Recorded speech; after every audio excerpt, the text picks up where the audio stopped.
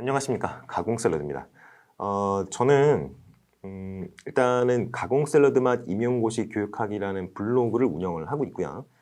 그리고 현재 노량진에서 여러분 이제 지금 동영상을 보시고 계시니까 아시겠지만 노량진에서 임용고시 교육학을 가르치고 있는 그런 사람입니다. 일단은 제 전공은 교육평가 쪽이니까요. 좀 노량진에서는 굉장히 희귀한 그런 전공을 가지고 있는 사람이라고 할 수 있겠네요. 그리고 제가 이쪽에 이제 제 블로그 주소랑 이렇게 전화번호 어디에 나갈지 모르겠는데 요 하단인지 상단인지 어디 나갈 거예요. 그쪽으로 뭐 여러 가지 문의를 해주시면 될 것 같고요. 교육학 교재가 이제 나오는데 여러분 이제 가지고 계시죠. 그런데 사실은 제가 강의 내용들을 일단은 블로그에 거의 다 올려놨어요. 업데이트가 되는 부분은 제가 꾸준히 업데이트를 하고 있는데 제가 이제 업데이트 했던 기록을 따로 안 남겨놨더라고요. 그래서 이번에 업데이트 항목에 대한 기록을 좀 남겨놓으려고 그것도 따로 폴더를 하나 만들어서 업데이트가 이루어질 때마다 하나씩 써 나가려고 하고 있습니다. 자, 그래서 이제 내용에 관한 어떤 책 내용에 대한 문의사항이라든가 오탈자가 났다든가 여러 가지 이제 피드백을 주실 부분이 있다면 블로그 쪽으로 저한테 피드백을 주셔도 되고 아니면 아시죠? 여러분 이제 인스턴스 메시징 하는 그런 앱들 있죠? 그런 앱으로 저한테 연락을 주셔도 될 것 같아요. 친추하시면 친구 추가 다 받아드립니다. 아무튼 그렇게 해서 연락을 주시면 될 것 같고요. 모르는 게 있으면 무조건 물어보세요. 여러분 혼자 끙끙대시는 것보다는 잠깐 고민을 해보고 한 5분 생각했는데 이해가 잘 안 간다. 그러면 물어보는 게 더 효율이 좋습니다. 물론 끙끙대면서 알아가면 아주 뭐 도움이 되겠지만요. 여러분은 시간에 제한이 있는 수험생이죠. 데드라인이 정해져 있습니다. 어느 정도. 이제 1년도 안 남았죠. 한 11개월 반 정도 남았다고 생각을 하시면 되겠고요. 그렇기 때문에 효율성 있는 어떤 전략을 취하시는 게 더 좋습니다. 일단은 여러분에게 오늘 먼저 드리고 싶은 것들이 이제 바로 이 오리엔테이션과 관련된 내용인데요. 오리엔테이션이 그렇게 길 필요는 없으니까요. 여러분이 간단하게 임용고시를 준비하는 수험생으로서 어떠한 마인드를 가지고 임용고시에 접근을 해야 되는지, 그리고 임용고시라는 어떤 임용고시라는 시험이 어떠한 시험인지, 뭐 이렇게 출제 경향이라든지 이런 것들을 간단하게 한번 말씀을 드려볼게요. 자, 일단은 임용고시 교육학을 1교시에 보죠. 근데 여러분이 1시간 동안 시험을 봐요. 1시간 동안 시험을 보고 출제 영역은 크게 보면 이제 교육철학, 뭐 교육사, 뭐 이런 것부터 시작을 해서 교육사회와 교육심리, 생활상담, 생활지도와 상담, 그리고 교수학습 이론이라든가 교육평가, 연구, 통계, 교육행정학 이런 것들을 전체적으로 다 출제 영역으로 하고 있어요. 그러니까 이 영역들이 굉장히 많습니다. 사실은 여러분들이 사대를 졸업했던 아니면 학부는 사대를 졸업하지 않고 교육대학원을 졸업했든 이것들을 다 들어보신 분이 많지는 않을 것 같아요. 어지간하면 들을 것 같기는 한데 그 중에서 이제 평가 부분은 이제 안 들어보신 분들이 많이 있죠. 그리고 이제 교육사회학이라든가 아무튼 교직 과목을 일정 학점 이상 수강을 해야 졸업을 할 수 있기 때문에 어지간하면 한 학기 정도씩은 많이 들어보셨을 텐데 이거를 다 들어보신 분이 생각보다는 많지 않은 것 같아요. 어지간해서는 다 커버를 하셨던 것 같은데 그래서 이 넓은 영역에서 좀 중요한 내용들을 추려서 시험에 내고 있다라고 생각을 하시면 될 것 같아요. 근데 임용고시 교육학은 이제 우리가 서다평이라고 하는 그 서다평 중에서도 논술형이라고 하는 그러한 형태의 문제가 출제가 되기 때문에 여러분들이 그러한 지식, 여러분들이 쌓아온 지식이나 암기한 지식, 그리고 암기뿐만이 아니라 이해한 지식을 가지고 거의 C줄, 날줄처럼 엮어서 종합적인 어떤 답지를 작성을 한 다음에 제출해야 되는 그러한 형태의 시험이에요. 그래서 여러분이 이제 글쓰기를 많이 해보신 적이 없죠, 사실. 레포트 같은 거 정도는 써보셨을 텐데, 레포트랑 이제 임용고시 교육학이랑은 좀 이제 임용고시 교육학에서의 어떤 답안이랑은 좀 생긴 게 다르기 때문에 약간 이제 작성하는 데 좀 어려움이 있으신 분들이 많이 있는 걸로 알고 있습니다. 자, 그래서 일단 임용고시 교육학은 그 정도 시험이라는 거를 이제 간단하게 형태가 그렇게 구성되어 있다. 그리고 어떠한 형태의 답안을 작성을 해서 내야 되느냐. 이거에 대해서는 이제 더 자세하게는 교육학 논술 잘 쓰는 법 이라는 강의가 따로 있어요. 그 강의에서 이제 여러분 1시간짜리 특강인데요. 그 강의에서 좀 자세하게 다룰 생각이에요. 오늘은 임용고시 교육학이 그렇게 이제 생겼다라는 정도만 알아두시면 될 것 같고요. 임용고시 교육학의 어떤 출제 경향을 잠깐 살펴보고 가야 될 것 같아요. 왜냐하면 지금 4대를 졸업하신 분들도 마찬가지고 교육대학원을 졸업하신 분들도 마찬가지고 지금 시험을 안 보신 분들이 있으시죠. 초수분들. 이제 재수 이상이신 분들은 한번 시험장에서 문제를 봤기 때문에 그리고 아마 기출도 풀어보셨을 가능성이 약간은 있어요. 그렇기 때문에 대충 어떻게 나온다는 걸 감으로는 알고 있을 수도 있는데 좀 명확하게 좀 정리를 해드리겠습니다. 자, 일단은 이제 2015년부터 이제 본격적으로 서답형, 특히 논술형이라고 하는 형태의 임용고시 교육학 문제가 출제가 되기 시작을 했죠. 그래서 그 전에는 2019년, 18년 정도까지는 17년이나 18년 정도까지는 그냥 물어보는 내용에 대해서 그냥 암기한 거를 리콜해서 그냥 답안에 쓰기만 해도 점수가 상당히 잘 나오는 영역이었어요.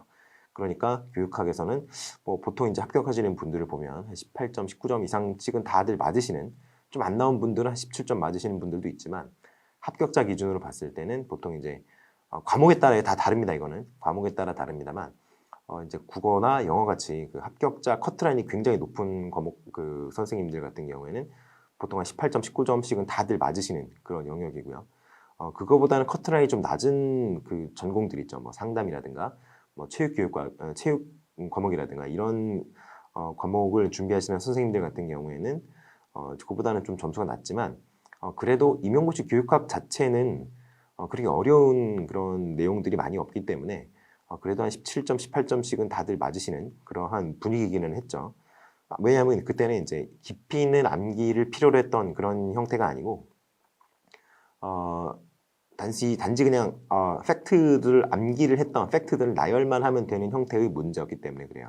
그런데 최근 한 2, 3년 정도부터는 그래서 그 암기한 지식을 현장에서 어떻게 사용할 것이냐에 대한 포커스를 좀 더 강화하고 있는 추세죠. 그렇기 때문에 올해 시험에서도 실제로 어떻게 적용할 것이냐에 대한 문제가 한 문제 나왔던 거고요. 이러한 경향이 앞으로도 점점 더 커질 거라고 봅니다. 이게 그럴 수밖에 없는 이유가 있어요. 왜냐하면 일단 교육학에서 좀 굵직굵직하다고 하는 내용들을 이미 서답형, 논술형으로 다들 한 번씩은 물어봤어요. 그 와중에 몇 번씩 중복돼서 출제되는 그런 주제들도 있었죠. 그러니까 이제 중요한 것들을 어느 정도 출제를 하다 보니까 이미 다 해버렸다 보니까 이게 이제 좀 내용들이 지금 구석탱이에 있는 내용들을 물어볼 수밖에 없는 거예요. 그러면은 이제 너무 지엽적인 걸 물어보는 것이 아니냐 이런 비판을 받을 수 있기 때문에 출제하시는 분들도 약간 고민이 많죠. 그래서 방향을 바꿨습니다. 어떻게 바꿨냐면 중요한 내용을 물어보되 그것을 실제 현장에서 어떻게 적용할 것인지에 대한 어떤 구체적인 계획, 너의 플랜을 써라. 이런 식으로 문제를 바꿨어요, 유형을. 그러다 보니까 오픈형 문제들이 된 거고요. 한마디로 열린 답안 구성이 가능해지는 그러한 형태로 문제가 출제되고 있다는 것이죠.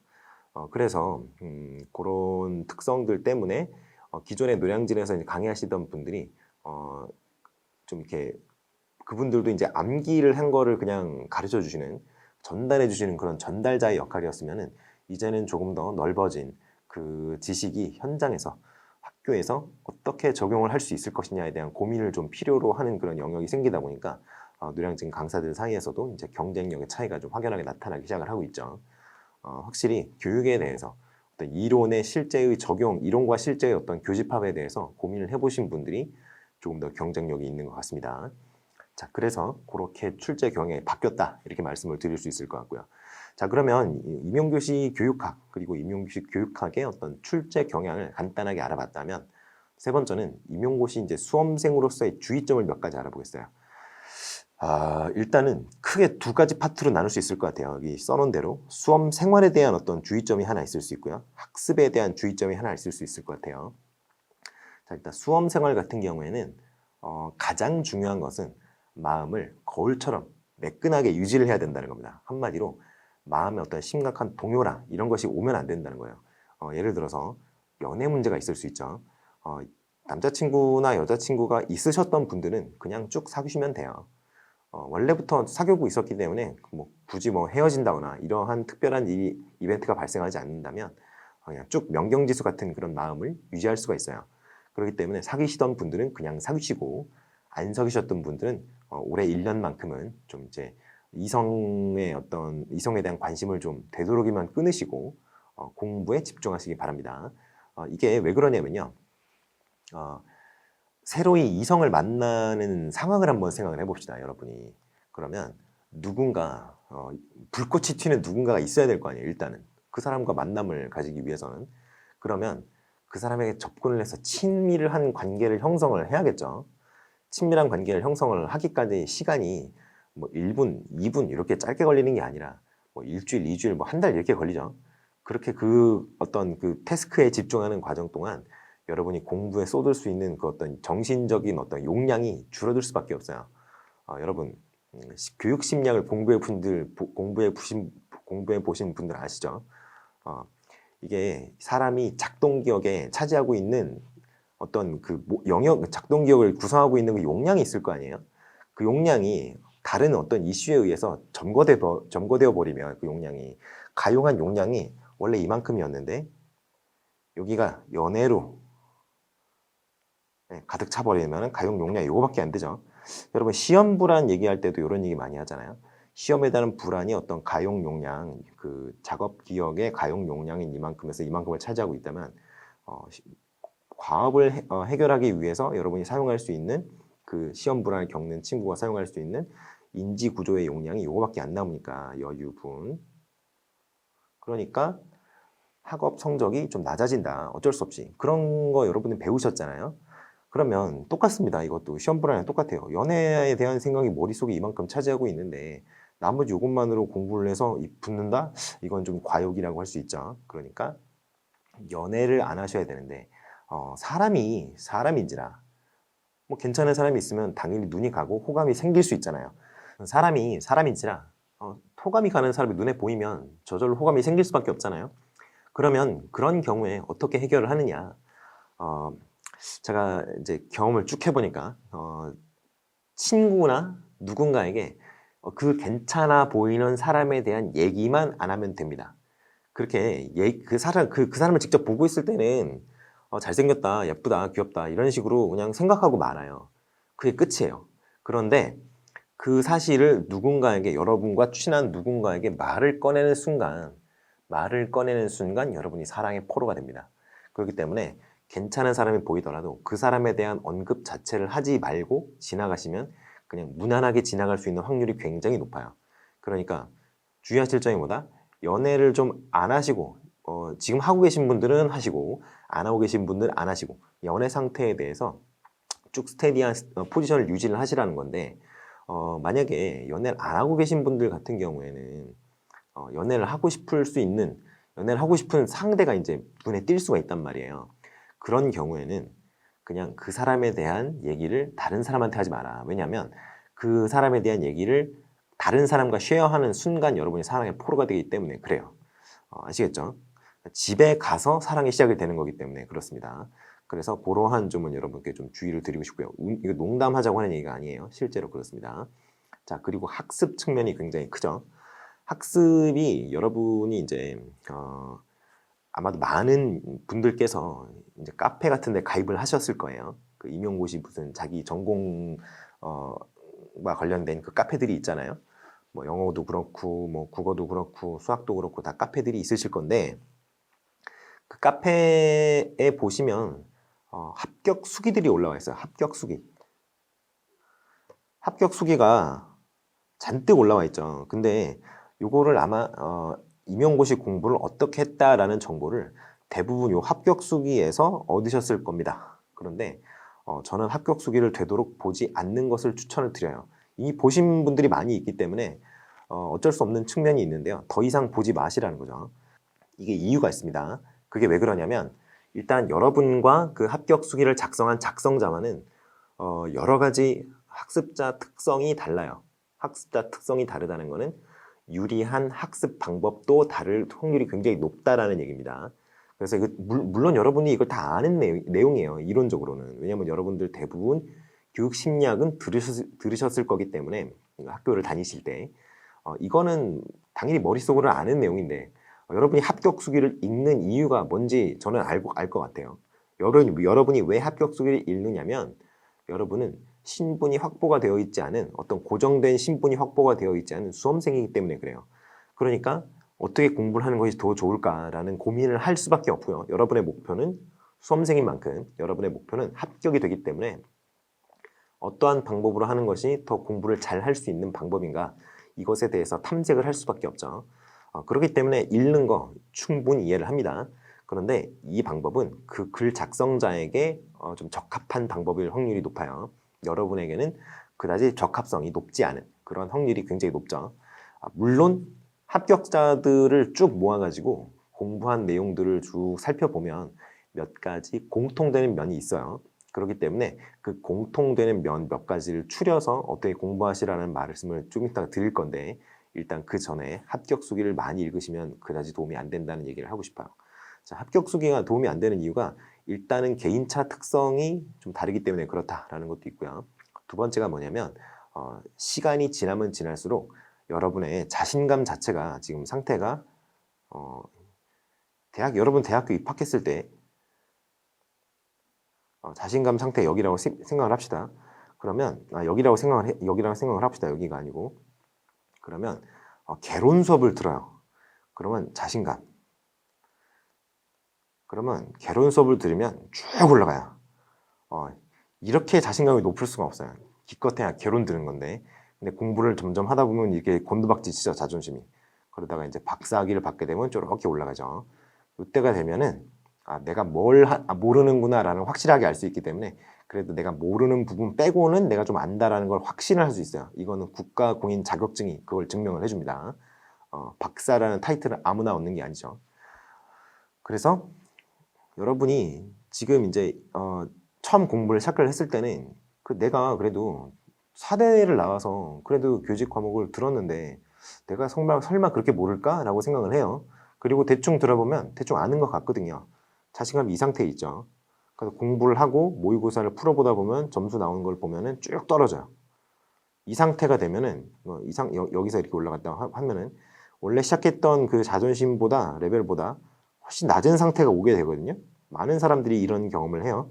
그러면 뭘 보게 되냐면 이 상태가 되면 합격 수기를 다시 가요. 내가 공부를 다시 어떻게 해야 되는지 재정리를 해야겠다. 그리고 막 플랜을 짜죠. 아침에 몇 시에 일어나고 밥을 몇 시간을 먹고 아무 의미가 없죠. 왜 그러냐면 그렇게 분초 단위로 시간을 아껴 쓰라라는 얘기가 있음에도 불구하고 분초 단위로 시간을 아껴서 쓸 수 있는 사람은 그렇게 많지가 않을 뿐더러 그리고 여러분들이 분초를 아껴서 쓰는 게 그렇게 계획을 세워서 그렇게 행동하라는 얘기라기보다는 어떤 마인드셋의 얘기예요. 자투리 시간이 나면 바로 뭔가 꺼내서 보라는 식의 그런 얘기지 그렇게 분초 단위로 시간을 계획표를 짜가지고 공부를 해라 이런 얘기가 아닙니다. 그렇기 때문에 그저 이렇게 낮은 상태에서 합격 수기를 다시 보게 되면 여러분들이 이제 그때는 자신감이 내려가 있는 상태이기 때문에 좋은 공부 방법인 것 같다라고 누가 추천을 해줘요. 그러면 거기에 막 귀가 팔랑 됩니다. 어쩔 수가 없어요. 왜냐면 자존심이 낮은 상태가 돼버리니까. 그런데 공부를 계속 하다 보면은 이렇게 자신감이 올라오거든요. 왜냐면 점수가 점점 올라가니까. 그래서 공부량을 통해서 이거를 자신감을 끌어올리는 그런 상태까지 가야지 합격 수기가 근데 도중에 그게 정상인 건데 만약에 합격 수기가 도중에 끼어들어오잖아요. 이제까지 해오던 방법이 좋은 방법이었음에도 불구하고 아직까지 학습량 자체가 부족해서 성적이 단순히 안 나올 뿐이었던 것인데 그 공부 방법을 바꾸게 된단 말이에요. 학습은 지속성이 있어야 돼요. 공부 습관도 마찬가지죠. 그래서 합격 수기를 자꾸 도중에 이미 보신 건 어쩔 수 없지만 자꾸 보시게 되면 공부 방법이 변하기 때문에 여러분들이 좀 이렇게 학습을 계속 누적시킬 때 좀 불리한 측면이 있다. 그런 말씀을 좀 드리고 싶어요. 자, 그리고 세 번째가 시간 관리인데요. 시간 관리. 시간이 여러분들 모두 다 24시간이 있죠. 24시간이 있는데 그 중에 잠을 사람이 자야 돼요. 그리고 밥도 먹어야 되고 뭐 단장하는 데도 시간을 써야 됩니다. 왜냐하면 밖에 무조건 나갈 수밖에 없는데 뭐 더럽게 하고 나갈 수는 없으니까요. 그래서 적어도 샤워를 하고 머리도 좀 말려야 되고 뭐 이런 단장하는 시간이 필요하죠. 그래서 제가 생각하기에 한 8시간에서 9시간 정도는 사람이라면 어쩔 수 없이 소비하는 시간일 수밖에 없어요. 잠도 자야 되고 밥도 먹어야 되고 뭐 그러니까 한 9시간이라고 합시다. 9시간. 그럼 15시간이 남잖아요. 15시간이 남으면 이 15시간을 어떻게 활용해야 되느냐라는 측면의 문제가 생기는데 15시간을 온전히 집중력을 끝까지 엄청나게 고도의 집중력 유지하면서 공부를 할 수 있으면 좋겠지만 세계 유수의 석학들도 그렇게는 공부를 못해요. 보통 그 대학교 교수님들 굉장히 유명하신 그런 분들 이제 학습했던 거 그런 얘기 가끔 이제 특강 같은 데서 해주시는 경우 있잖아요. 유튜브나 이런 데 찾아보면 나오시겠지만 찾아볼 수 있겠지만 보통 아주 공부를 잘하셨던 이제 뭐 유명한 상도 좀 타시고 이런 선생님들이 보통 4-5시간 정도 정말 피크의 집중력 유지할 수 있다 정도까지 얘기를 하세요. 그분들은 공부하는데 도 같으신 분들이죠. 근데 실제로 집중력을 엄청나게 유지할 수 있는 시간은 4-5시간밖에 안 된다는 거예요. 생각보다 굉장히 사람이 집중력이 오래 가지 않습니다. 그러니까 여러분들이 집중력을 전반적으로 제너럴하게 유지하는 게 중요하지 엄청나게 집중력을 막 난 유지해서 막 다 언제부터 어디까지 어느 기간 동안 어디서부터 어디까지 다 볼 거야 이렇게 하시면 지쳐요. 여러분 그 수업 시간을 나눠 놓는 이유가 뭐냐면 그렇게 집중력이 오래 유지가 되지 않기 때문에 학생들이 그래서 쉬는 시간을 나눠 놓은 겁니다. 여러분들도 똑같이 하셔야 돼요. 그리고 계속 책상에 앉아 있으면 여러분의 신체가 좀 부담을 받아요. 그러니까 1시간에 뭐 한 5분, 10분이라도 일어나 산책도 좀 하시고 그렇게 해서 꾸준하게 공부를 하는 게 중요합니다. 단기간에 바짝 해서 성적을 올리는 거는 사실 1년 싸움이기 때문에 그렇게까지 뭐 도움이 되지는 않아요. 뭐 도움이 안 된다고는 말을 못 하겠는데 그렇게 우리가 중간고사, 기말고사 볼 때 한 이틀 막 이렇게 밤 꼴딱 새가지고 외워서 이제 다 맞고 뭐 A+ 받고 뭐 이러셨던 분들 많이 계시죠. 그게 도움이 안 된다고는 말을 못 합니다만 일단은 장기전에서는 그렇게 밤을 새워가면서 건강을 해치는 거는 그다지 좋지 않다. 그래서 여러분한테 해주고 싶은 거는 충분한 수면과 그리고 영양가 높은 식사 이 두 가지가 전제가 돼야 된다는 얘기를 하고 싶어요. 다시 한번 말하는데 이게 굉장히 중요합니다. 장기전이기 때문에 그래요. 적어도 낮에 공부를 하고 있을 때 졸지 않을 만큼의 수면 양은 필요합니다. 그리고 두 번째가 여러분 밥값 아낀다고 막 컵밥 이런 거 드시지 말고 뭐 가끔씩 이제 뭐 별미로는 드실 수 있겠습니다만 그게 주식이 돼서는 안 돼요. 좀 영양가가 높은 식사를 좀 하십시오. 좀 소금도 좀 적게 드시고 그래서 이제 이 두 가지를 반드시 유지를 하려고 노력을 하셔야 된다는 거 그건 잊지 마시고요. 자, 그리고 학습에서 지금 몇 개 얘기를 했죠. 뭐 이런 거 그리고 이런 거 얘기했죠. 그리고 세 번째가 있습니다. 스터디예요.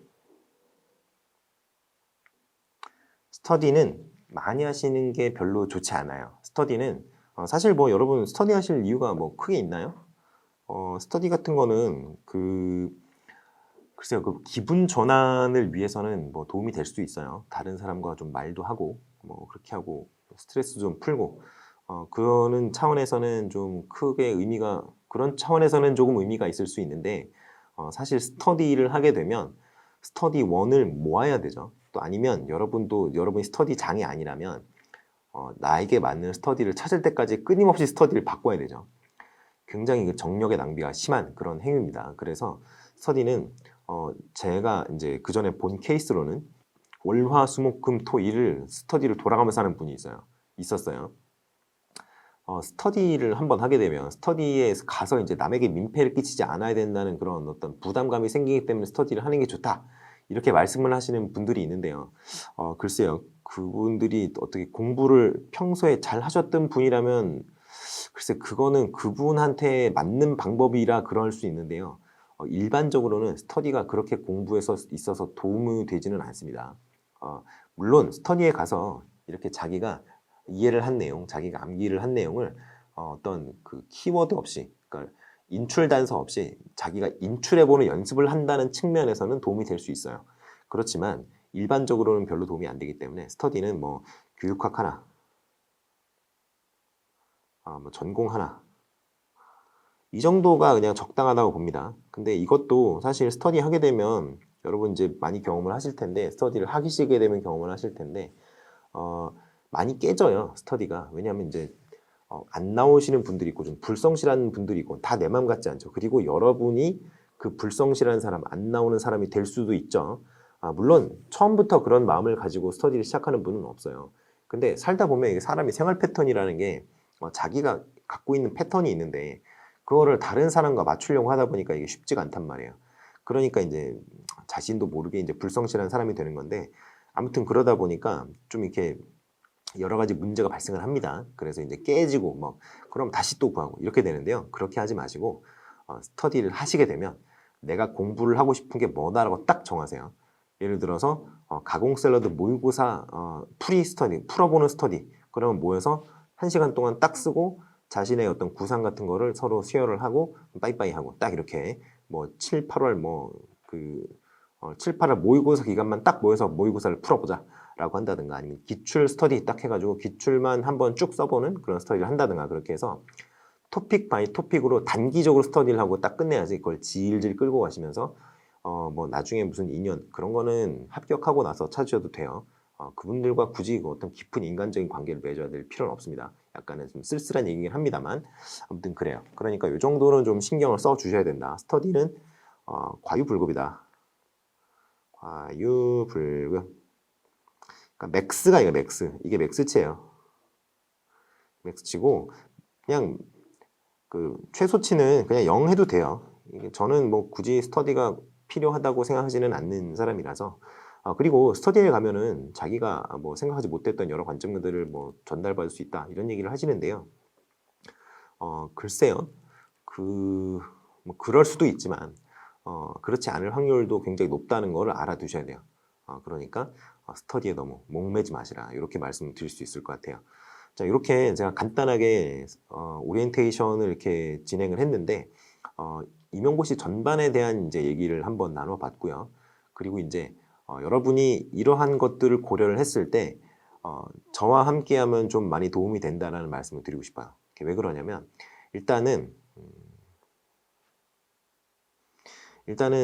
올해의 어떤 컨셉 같은 경우에, 올해의 컨셉은 작년에도 그랬지만 올해의 컨셉은 여러분과 제가 러닝메이트가 되는 겁니다. 그 러닝메이트 말고요. 러닝메이트. 러닝메이트가 되는 거예요. 그래서 여러분에게 좀 친절하게 여러분이 모르는 거를 좀 잘 대답을 해줄 수 있는 오빠나 형 같은 느낌으로 여러분과 수업을 할 거예요. 그렇기 때문에 여기 밑에 화면 요쪽 아래에 여러 가지가 나가고 있죠. 제 블로그 주소도 나가고요. 그리고 여기 전화번호도 나가고요. 그러니까 그런 거를 보시고 언제든지 물어보셔도 돼요. 사실 그 전화번호를 저장을 해 놓으셨다가 그 노란 거 그거 있죠. 하는 거. 카카 어쩌고저쩌고 하는 거 그거 있죠. 그걸로 보내셔서 저한테 물어보시는 걸 추천을 드려요. 사실 옆에 스터디에서 만난 스터디원에게 물어볼 수도 있겠습니다만 그분이 얼마나 자세히 알겠어요. 그분도 이제 확실하게 모르는 상태니까 같이 스터디를 하는 걸 텐데, 그분한테 물어봐서 오개념을 형성을 하시는 것보다는 저한테 물어보시고 제가 약간 시간이 걸리더라도 분명히 답을 해드리니까 그쪽으로 이제 문의를 주시는 게 좋을 것 같습니다. 전화번호를 저장을 하시고 저한테 그 메시지를 하시면 제가 친절하게 답변을 해드릴 테니까 뭐가 됐든 물어보세요. 그리고 단순히 그냥 지식을 물어보시는 것도 좋지만 제가 여러분보다는 조금 더 경험이 조금 더 있으니까, 삶의 경험이 있으니까 가끔 가다가 너무 스트레스를 받고 힘들다, 누구한테 이 힘든 거를 확선을 해야 될지 모르겠다 하시면 사실 친구들끼리는 얘기할 수 있는 게 좀 제한이 되잖아요. 근데 저 같은 경우에는 이제 여러분을 가르치는 입장이니까 선생님한테 조금 이제 그런 상담을 하고 싶다라고 얘기를 하시면 제가 또 상담을 받아드릴게요. 한마디로 일단 여러분의 멘탈을 좀 관리하겠다라는 거죠. 힘든 일이 있으면 누군가에게 하소연할 때가 필요할 수 있어요.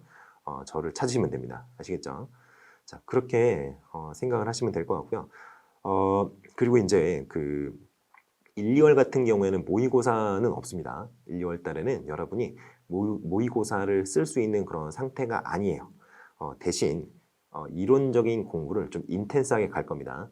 초반에는 좀 이렇게 전반적인 교육학의 어떤 영역들을 쭉 한번 훑어본다는 느낌으로 이제 강의를 하시는 분들이 굉장히 많으신데 그렇게 하다가는 죽도 밥도 안 되는 경우가 많아요. 왜냐하면 교육학에서 다루고 있는 내용들이 굉장히 많기 때문이죠. 그렇기 때문에 교육학의 어떤 영역들을 좀 밀도 있고 심도 있는 그런 주제로 그런 강의로 여러분들에게 좀 이렇게 기반이 되는 스키마를 형성하는데 좀 초점을 맞출 생각이에요. 그리고 이제 3, 4월부터는 이제 본격적으로는 아니죠. 논술을 쓰는 연습을 이제 시작을 할 겁니다. 그런 식으로 이제 구성을 할 거고요. 그 이후 과정은 또 그 이후 과정에 맞는 그런 여러 가지 커리큘럼을 생각을 해 놓고 있어요. 자, 그러니까 제가 여러분의 러닝메이트이자 여러분의 어떤 상담자 그리고 조력자로 올해 한 해 여러분의 옆에 있을 테니까 언제든지 연락처로 연락을 주시면 되겠습니다. 블로그 같은 경우에는 비동기적인 어떤 커뮤니케이션이 될 수밖에 없기 때문에 그 스마트폰으로 저한테 이렇게 메시지 하시는 거 문자 하셔도 되고요. 그 노란 거 카카 어쩌고저쩌고 하는 거 그걸로 하셔도 되고 좀 동기적으로 여러분과 커뮤니케이션을 할 수 있는 수단을 활용을 하시는 게 여러분께 조금 더 도움이 되지 않겠나 그렇게 생각을 합니다. 자, 그 정도고요. 이제 조금 있으면 이제 여러분이 이제 본격적으로 이제 심란한 시기가 와요. 이제 왜냐하면 대학생이라는 학생의 신분에서 수험생이라는 좀 불안한 신분이 이제 되었다는 게 이제 체감이 되실 거거든요. 언제든지 저에게 상담을 하시면 제가 상담을 해드리겠습니다. 자, 그러면 여기까지 이제 하시고 이제 본격적으로 교육행정부터 수업을 듣도록 하겠습니다. 교육행정을 제가 첫 과목으로 고른 이유는 교육행정이 스탠드얼론 어떤 서브젝트에 가깝기 때문에 그래요. 왜냐하면 교육행정은 다른 어떤 교육학 영역들과는 달리 행정과 법이라는 어떤 구현되어 있는 서비스로의 교육이 굉장히 많이 다루어지는 그 법적인 측면이 굉장히 강한 행정적인 측면이 굉장히 강한 그런 내용들에 대해서 다루는 그런 과목이기 때문에 일반적인 어떤 교육의 어떤 철학과 관련되어 있는 그런 것들과는 그런 교육학 영역들과는 조금 여러 가지 차이가 있어요. 그러니까 사실 교육 철학이 관련이 안 되어 있는 교육학 영역은 없죠. 교육 심리도 그렇고요. 생활지도와 상담도 그렇고요. 교육 사회학도 그렇고 뭐 다 그렇죠. 근데 교육 철학과 연결성이 좀 덜한 부분이 평가와 통계 그리고 교육 연구 이쪽이고 또 교육 행정 이 두 가지가 그렇습니다. 그렇기 때문에 이런 어떤 스탠드얼론에 가까운 그런 영역들을 몇 개로 나누어서 크게 덩어리를 나눈다면 교육행정은 따로 혼자 떨어져 나와 있는 그러한 어떤 과목이에요. 그래서 교육행정부터 시작을 하도록 하겠습니다. 양이 방대하니까 천천히 따라오시면 될 것 같습니다. 잠시 쉬고 오셔서 강의를 듣도록 하시죠.